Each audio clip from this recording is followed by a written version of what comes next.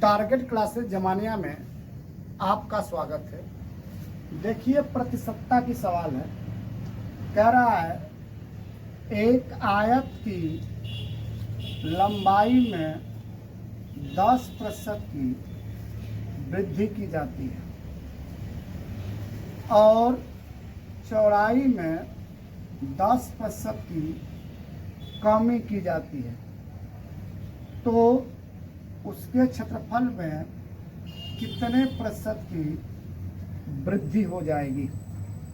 कह रहा है कि एक आयत की लंबाई में 10% की वृद्धि की जाती है और उसके चौड़ाई में 10% की कमी की जाती है, तो उसके क्षेत्रफल में कितने प्रतिशत की वृद्धि हो जाएगी। पहले देखिए क्या है आयत, और आयत के किस में वृद्धि कर रहा है, क्षेत्रफल में। तो आपको पता होना चाहिए कि आयत का क्षेत्रफल बराबर क्या होता है।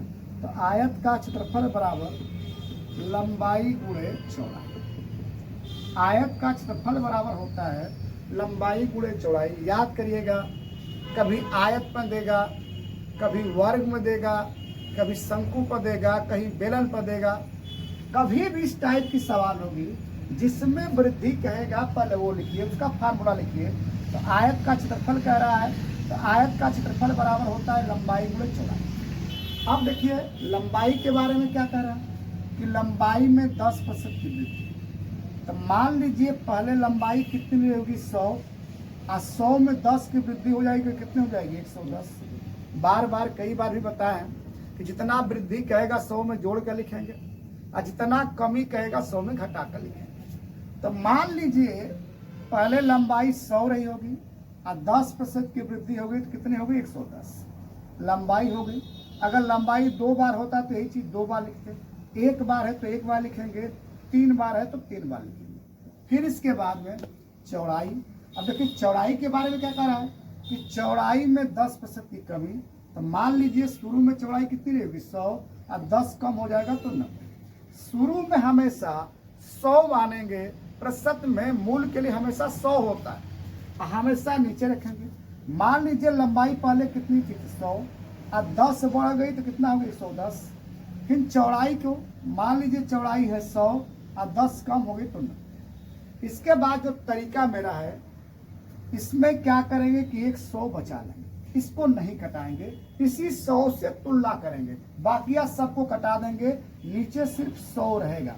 याद रखना कि नीचे हमेशा किसी भी हालत में 100 ही रखोगे, 100 नीचे रखेंगे। देखिए एक 0 से एक 0 कट जाएगा, एक 0 से एक 0 कट गया, नीचे का सब कट गया, बचा क्या आप 100 और ऊपर वाला गुणा कर दीजिए, आपका हो जाएगा 99/100।